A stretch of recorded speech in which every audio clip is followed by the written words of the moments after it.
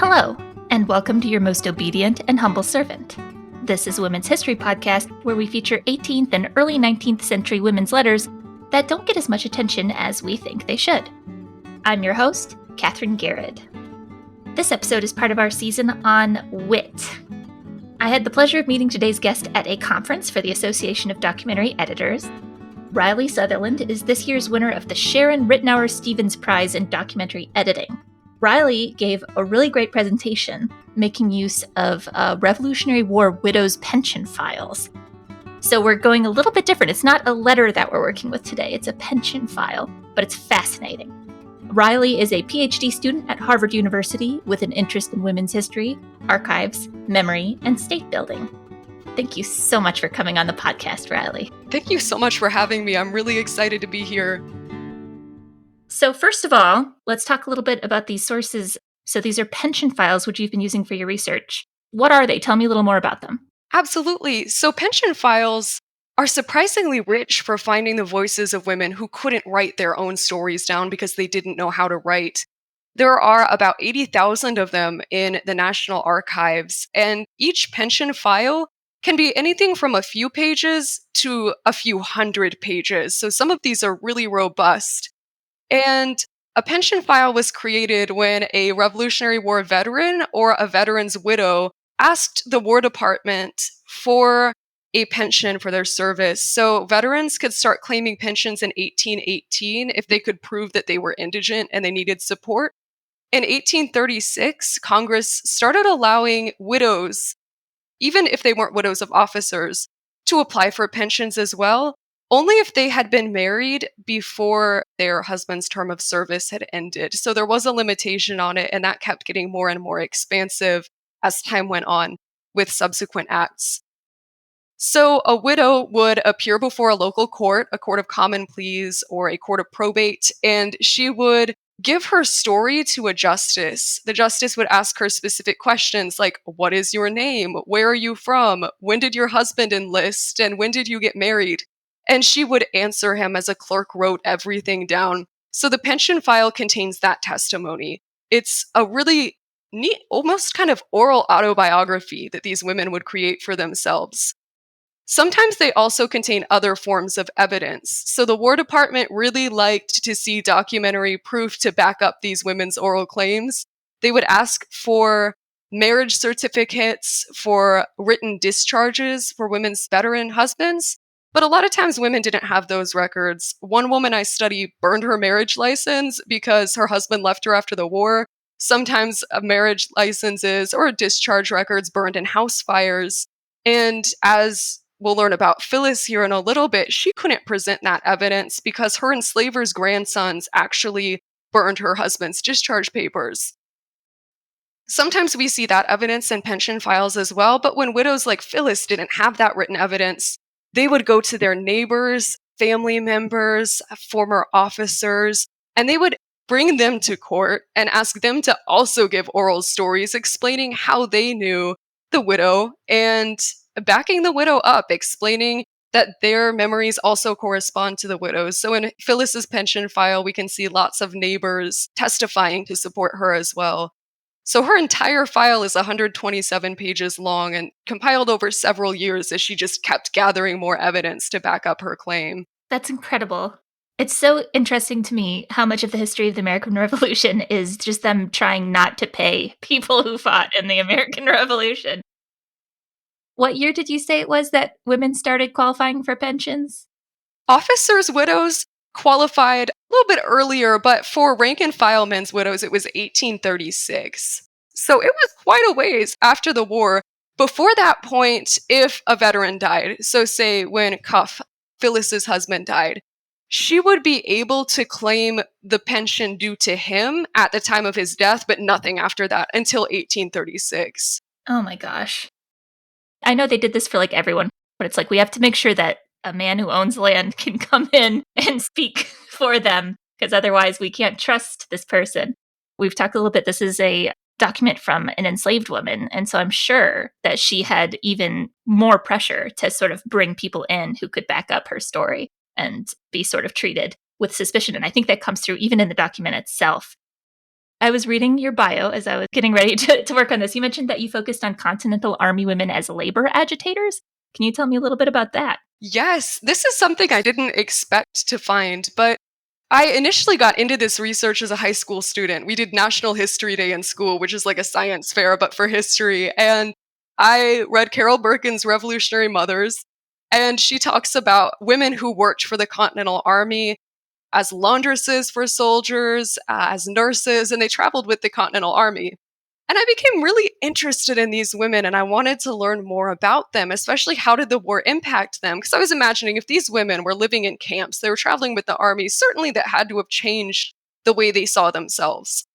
And I was sitting later on in an undergraduate history course, and our textbook said that the war did not change these women at all because they were still performing domestic tasks. They were washing clothes, they were cooking, and I became very frustrated with this history textbook. So I started diving into records like orderly books, which are, as Ellen Clark at the Society of Cincinnati describes them, they're like the diaries of regiments, where an officer of a regiment will write down daily happenings. And in these orderly books, I started to see interesting relationships between generals and women. For instance, Anthony Wayne, who's a military officer, wrote that he became very frustrated with women who washed for his regiment because they refused to work any longer. They'd been washing men's uniforms, returning them to men, and then the men just didn't pay them anything. So finally, they refused to keep washing clothes. And Anthony Wayne wrote these women were not, quote, given victuals to distress and render the men unfit for duty, but to keep them clean and decent. So he threatened to kick all of them out of camp. But of course, he couldn't do that because he needed somebody to wash their uniforms. If he didn't, then they were going to be full of lice, which spread disease. So he ended up withholding pay from men who didn't compensate the women for their work. So in this case, their strike was very effective. We also see nurses striking in a hospital in Pennsylvania. And the doctor who headed up that hospital wrote Congress frantically saying, the entire hospital is immobilized. I don't know what to do. Please send me money to pay these women.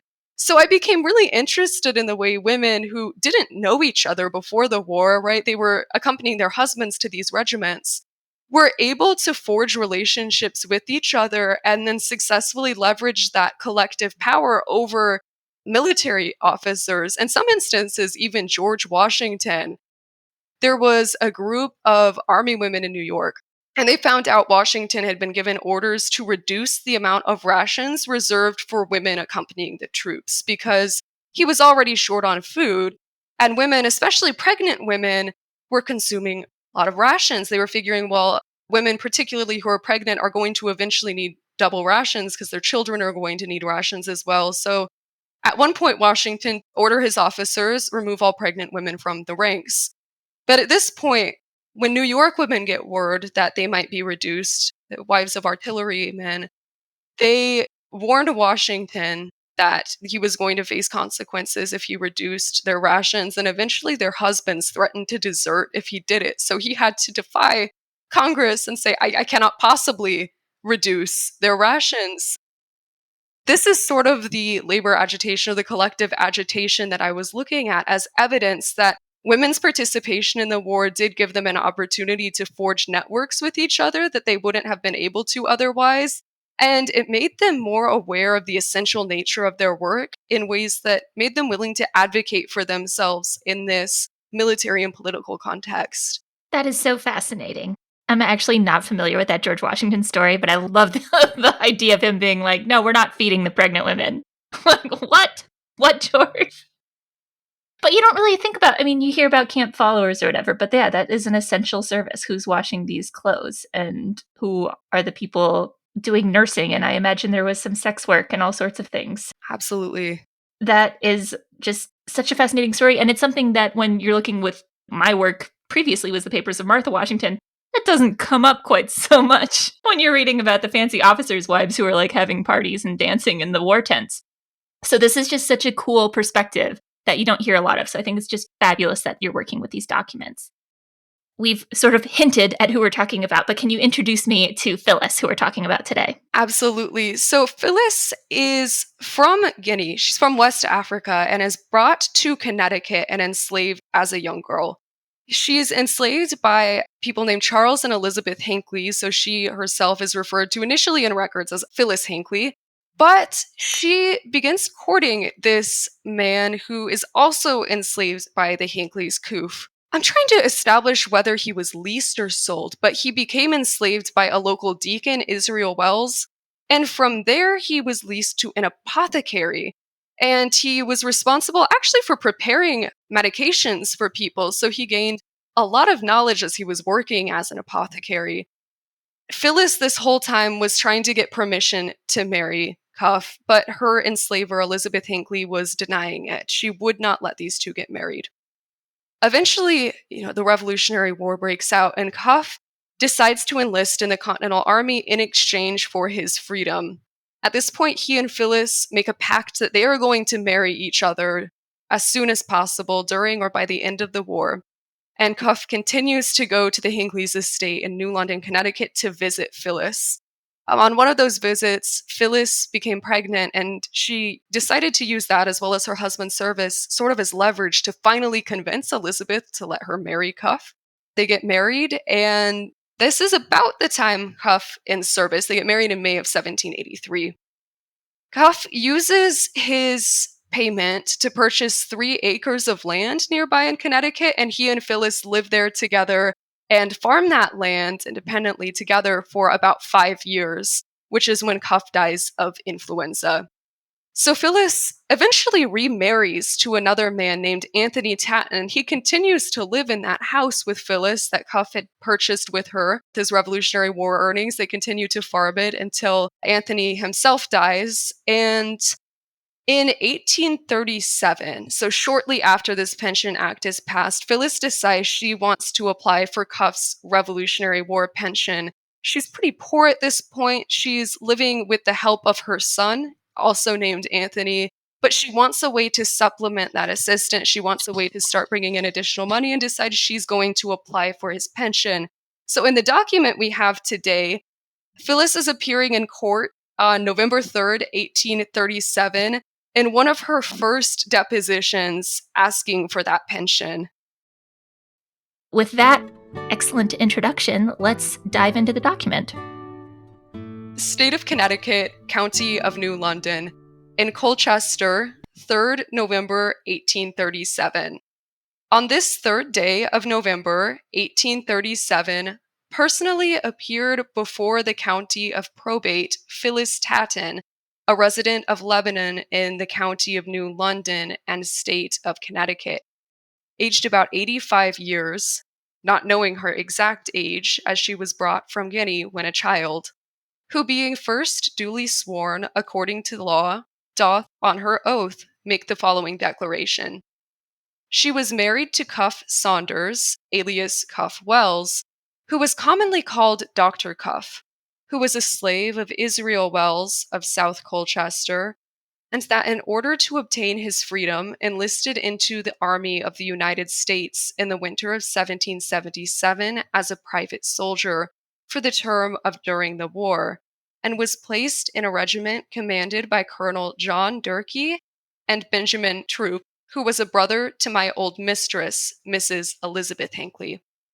Was first a captain, then a major in said regiment, when he did duty as a private army waiter to the surgeon of said regiment, and it having been discovered by the officers of said regiment that the said Cuff possessed considerable medical skill by having some years before been a slave of Dr. Langrel of Hartford, who was a physician and kept an apothecary's store, where the said Cuff learnt the act of preparing and mixing medicine, he was accordingly placed in the hospital as a waiter and assistant to the surgeon, and part of the time he acted as an assistant to the apothecary's store belonging to the Continental Army at Danbury, in the said state, where he continued till late fall of 1783.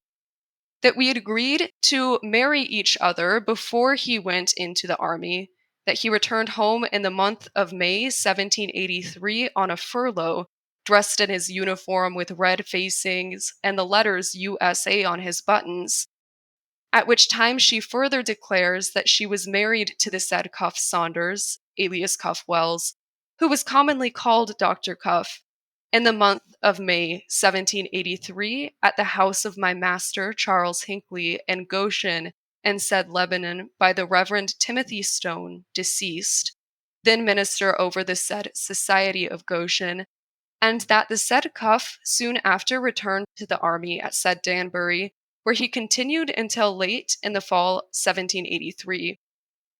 That he returned home, purchased about 3 acres of land, built a small house in said Lebanon near the line of Colchester, where we lived together until December 1788, and that her husband, the aforesaid Cuff Saunders, alias Cuff Wells, died in the month of December 1788 after a severe sickness with the influenza.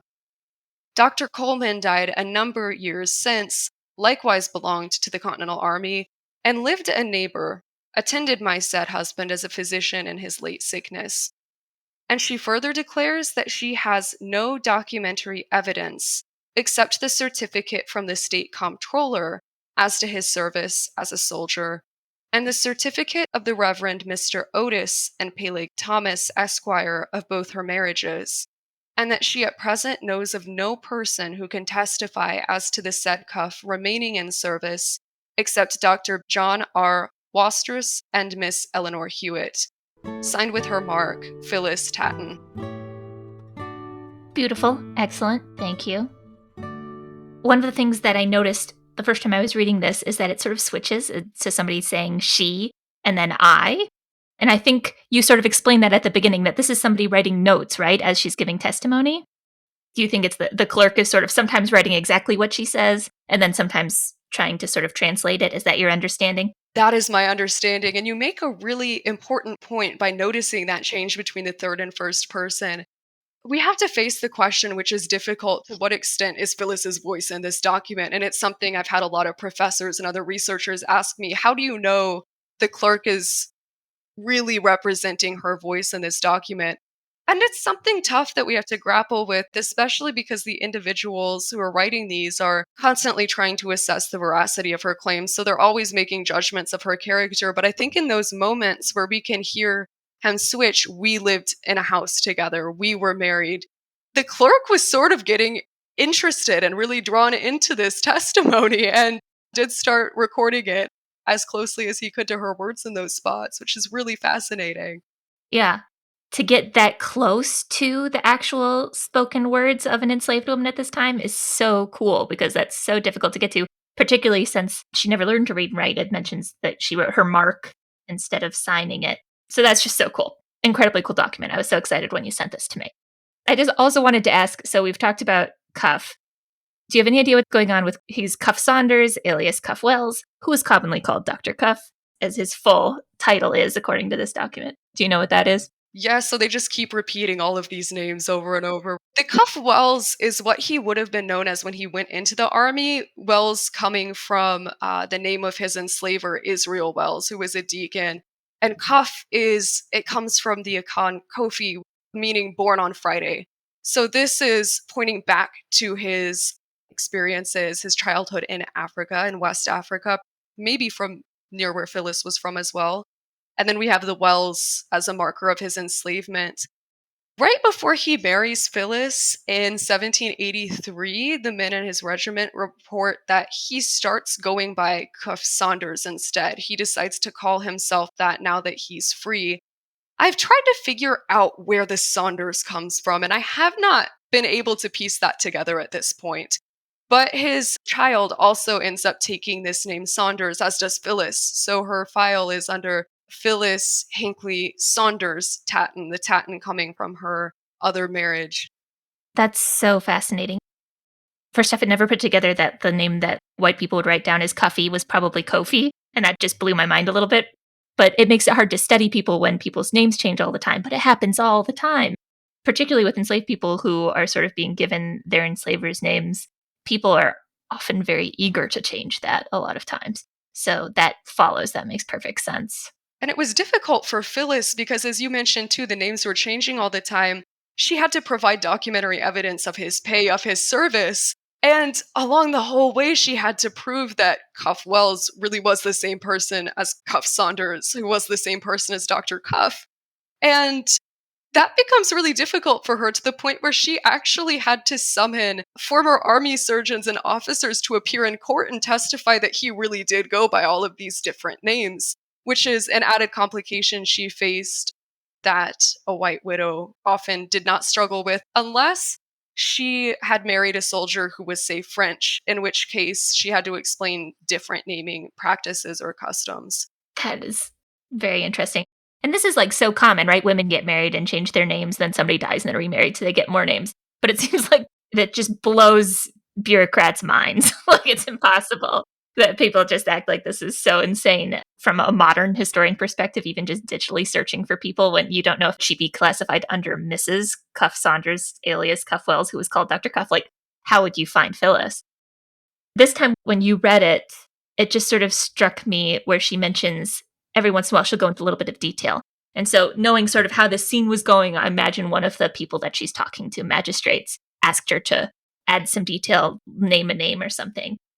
She mentions when he comes back from the war, he's wearing his red uniform that has USA on the buttons, right? So that is such an interesting little fact that A, she remembers a detail like that, and that B, that can help them time, like, okay, when were people wearing uniforms like this to a certain time frame? Yes, and it also helps her establish her claim with other people she's having testify. So, Eleanor Hewitt is somebody she mentions there. Eleanor lived nearby Phyllis and actually attended Phyllis's wedding because Phyllis's enslavers, or at this point, almost her former enslavers, invited their neighbors to Phyllis and Cuff's wedding, which is something that surprised me as I was reading these documents. But Eleanor likewise says, I can prove that I was at Cuff's wedding because he was in his military uniform and I can describe it. And her description of his uniform is almost identical to Phyllis's, which made me wonder, did they communicate about this before they both testified? Is this something they were trying to use? Because widows and the people they brought with them, we often have evidence, would sit and they would discuss it. There's even one son who was trying to help his mother get a pension, and he wrote, after he was rejected, asking for a list of every person who succeeded in the state of Connecticut so he could communicate with them to learn what they did and try to replicate it. So those little details are really helpful pegs, and they also make it difficult because they need to be replicated through so many different testimonies to prevent discrepancies that would undermine the claim. For a war that ended 50 years ago, right? Yes. You can misremember when somebody came home wearing the cool outfit so easily. And also fascinating that her enslavers were like, no, you can't get married. No, you can't get married. But when you do get married, we're going to make it a party. Obviously, there's a ton to dig into. There's so much. But I feel like everything about this story sort of challenges a lot of preconceived notions about what life in the Continental Army was like. Did you agree? Did it affect the way that you saw military life in the Continental Army? It really did, in multiple ways. I think the first of which is just by challenging me to see how porous this distinction between military life and life on the home front really was.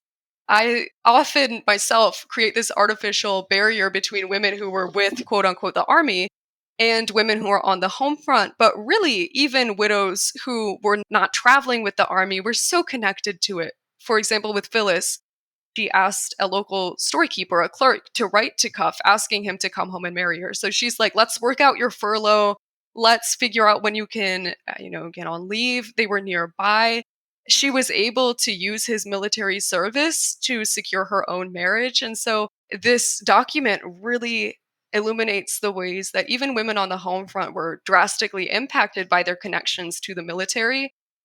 I was also talking with a friend about this document the other day, and he mentioned, it's kind of surprising to me to hear about Cuff liberating himself or gaining his freedom by serving for the Continental Army, because we both have read so much about individuals liberating themselves by taking advantage of Dunmore's proclamation and going to the British Army. So Dunmore was a governor who promised enslaved people if they could make it to the British Army and they were enslaved by patriots, they could be free if they served the army.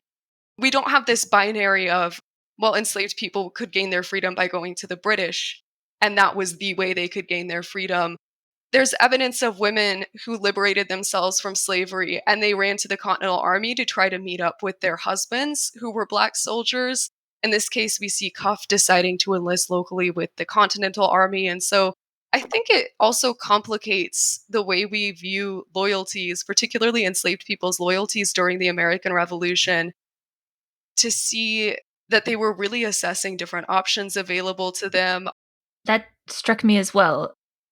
It seems like having an enslaved person in the army or a free Black person in the army might be like more of an exception. You like don't see that when you're watching movies about the American Revolution very often and things like that. And then also the fact that he was able to join and be the doctor, right? Like he's the person bringing these medical skills is just super cool and fascinating to me. And that everybody was like, this is a time of war. He knows how to mix drugs together. He's Dr. Cuff. Yes.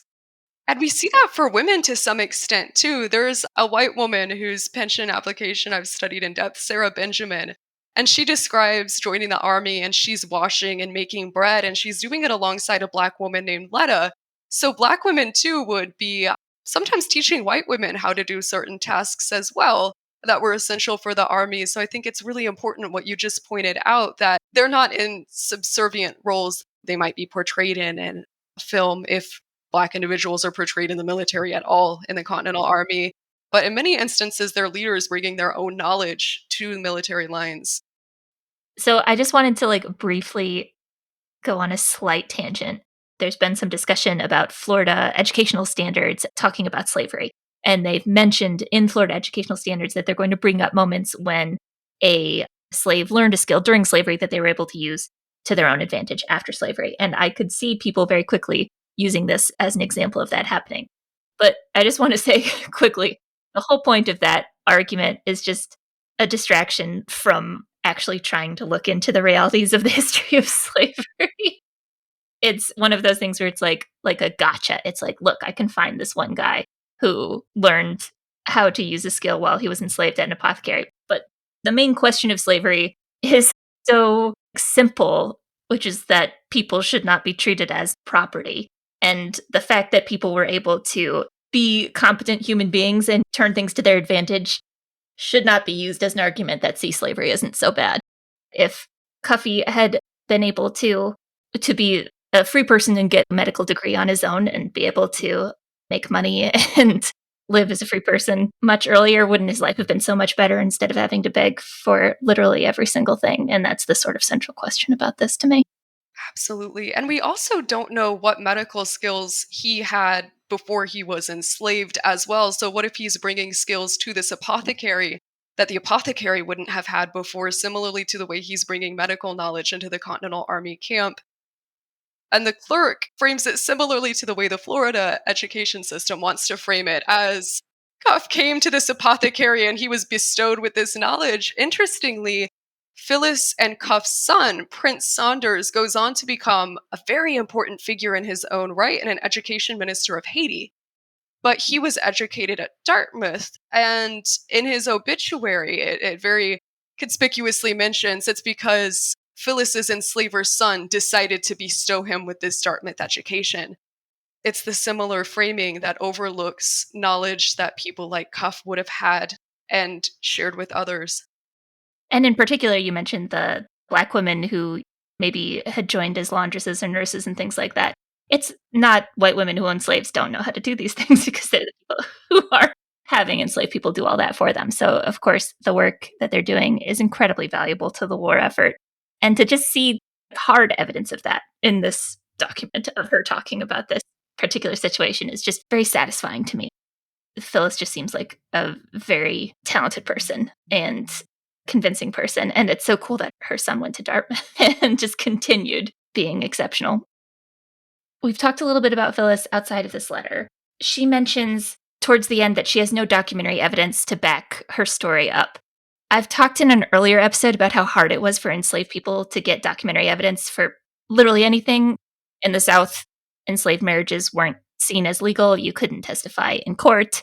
You're basically removed from being able to be taken seriously as like a legal identity.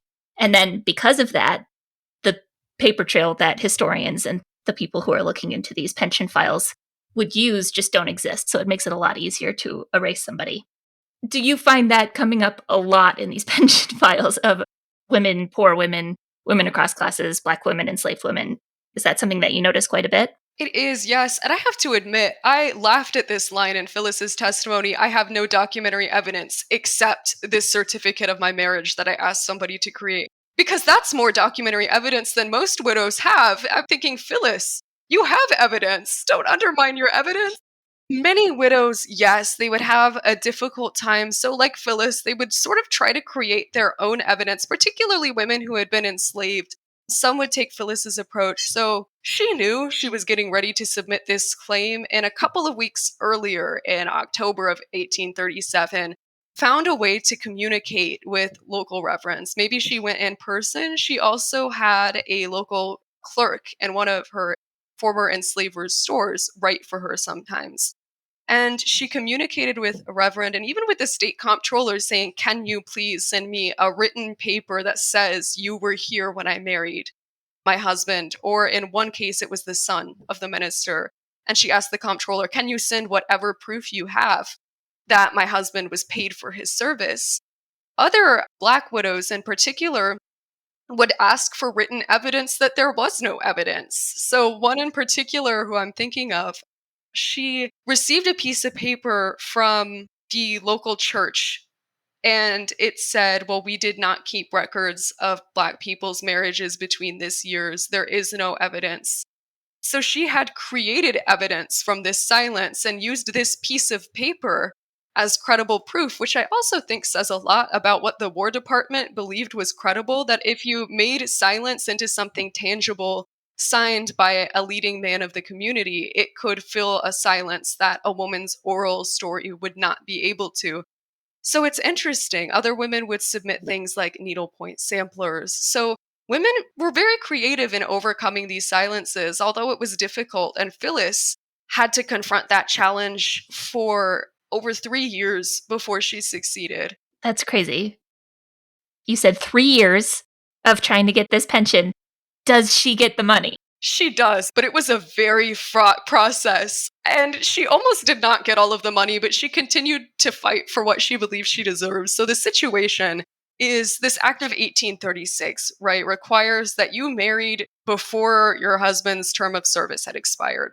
So Phyllis's husband, Cuff, enlisted in 1777. He was discharged in fall of 1783. They married in May of 1783, so that is before he stopped serving. But the War Department says, "Well, we don't have written evidence that he was paid after January of 1781. So, how do we know that he was serving after 1781 and that you really married him after he was a soldier?" So, Phyllis has all of this oral testimony of men who swear that they had served alongside him. But because she doesn't have a payroll from 1783, they rule she does not qualify under this Pension Act. Another pension act was passed in 1838, and that allowed widows who married before, I believe it was 1794, to claim a pension for 5 years as opposed to life. And the person in charge of the War Department said, "Well, Phyllis clearly married before 1794, so why don't you apply under this?" And she asked a local storekeeper who was helping her to reply, "No, I qualify for a life pension and I am going to receive my life pension." She gets into a tricky situation because the only real strong oral testimony she can provide that her husband was still serving at the end of the war comes from a man who comes before the court and says, "I know he was married to Phyllis before he stopped serving because he came and he gave me some camphor to smell, a type of medication." And Cuff made the comment to me, "Well, my wife Phyllis will be needing some of that soon too because she's going to be sick. She's going to be having a child. And I am going to marry her before that happens." And then he left to marry her. Well, Phyllis until this point had not told the court that she was pregnant before she was married, which wasn't by any means uncommon, but all of a sudden the court believes this is a blemish on her character. Her lawyer even makes the comment that she's a woman of very strong merit, except for during the instance I just mentioned, but it's understandable considering she'd been courting for 7 years. So she has to now overcome this prejudice. And I have to wonder if she knew she was going to face that, but believed it was the only way she could get pay. So she puts herself through this. But then the War Department decides, okay, maybe this is proof you married before your husband's term of service was up, but then you remarried to somebody else after he died. And your status as Anthony Tatton's widow supersedes and invalidates your status as Cuff Saunders's widow. And at this point, Phyllis is very distressed. She's indigent. She's furious with these excuses the War Department seems to be making up to deny her a pension. So she petitions Congress. She petitions the Committee of Claims in Congress and says, the War Department is not accepting my claim, but I deserve a pension for life. By this point, it's about 1840, and she finally receives a favorable report from the Committee of Claims in 1841 that she should receive a pension for life. But then Congress adjourns before they can go any further with it. In 1842, Congress decides that she, again, she should receive a pension. Her petition comes back up. But now they've added that it should only be for 5 years, as the War Department had initially said. So Phyllis and her lawyer write back again, refusing, saying that she deserves a pension for life. And she finally received it in 1842. So about 5 years after she first applied. The fact that these War Department ghouls are just sitting there judging this person when their whole job is deciding who deserves to get money is just so infuriating. Oh my God.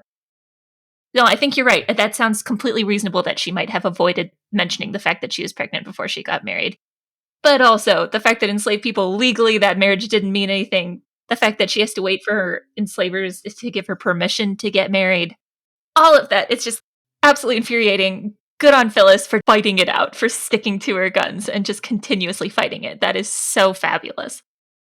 So this is a season about wit, which sometimes we have been talking about in terms of, somebody writing something funny or using sort of language play.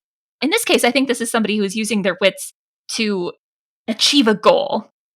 The deck was stacked against her for this, to get this pension for a number of reasons. That she is able to, as a free Black woman, get all this together, get her team together, sort of strategize what she's going to say and when she's going to say it. What an incredible person.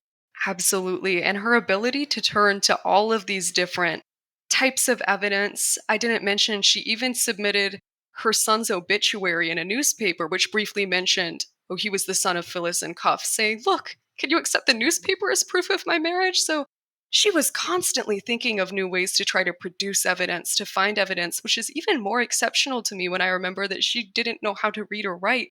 So she was really using her wit, especially socially, to draw upon her networks and connections that made it possible for her to navigate a complex political system, one that would have been complex for somebody who knew how to read and write.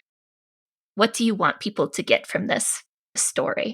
I think one of the biggest takeaways for me is to look at somebody like Phyllis, a woman who'd been enslaved, a free Black woman, and to see that she was a political actor, someone who was not only aware of the political system around her and of her own political efficacy, her ability to advocate for her own interests locally and on a federal level, but that she was prepared to participate in that for such a prolonged period, so tenaciously, is very important. And the fact that Phyllis isn't an anomaly, I think, is important to take away, because it's easy to read a document like this and think, wow, how exceptional. The lawyer who was writing this pension file wrote that she was, quote, the most remarkable, intelligent colored woman, end quote. So he's trying to portray her somehow as exceptional for a Black woman. And Phyllis is exceptional in the sense that she is incredibly intelligent, but she's not exceptional in the sense that she's an anomaly. There were many other Black women like Phyllis who had become free during the war and who were drawing upon their local networks to try to advocate for pension files, even as they were facing tremendous discrimination from the War Department. So to see that, I think, is really, really important, to see women as their own political advocates, particularly in an era like the 1830s and 40s when it's easy to focus on white abolitionists or white individuals who are advocating for Black rights, and to see how even illiterate women like Phillis were able to be some of their own strongest voices.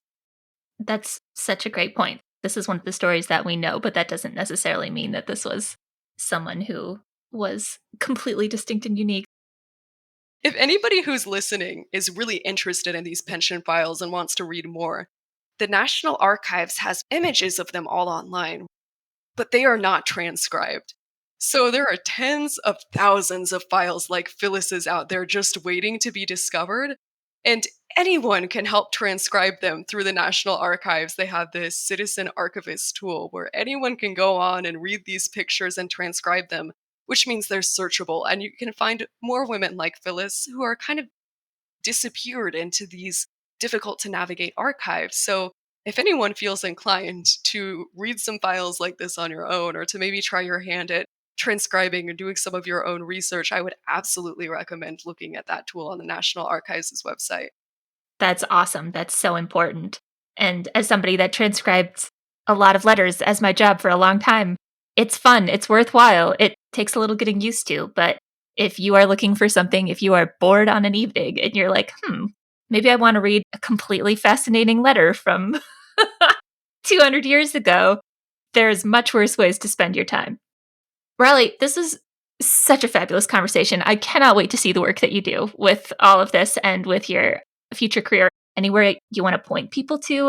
I have a personal website that I post updates on, and it is linked to my Twitter, which is at RKJ So I'll be sure to post Phyllis's full pension file on there in case anybody wants to read more details about her life, any of the other depositions, as well as some updates about other Revolutionary War widows. Fantastic. So I will link to your Twitter and we'll link to some of these resources in the show notes. For my listeners, thank you so much for listening. I am, as ever, your most obedient and humble servant. Thank you very much. Your Most Obedient and Humble Servant is a production of R2 Studios at the Roy Rosenzweig Center for History and New Media at George Mason University. I'm Katherine Garrett, the creator and host of this podcast. Jeanette Patrick and Jim Mbusky are the executive producers. If you enjoyed this episode, be sure to listen to past episodes and check out more great podcasts from R2 Studios. We tell unexpected stories based on the latest research to connect listeners with the past. So head to r2studios.org to start listening.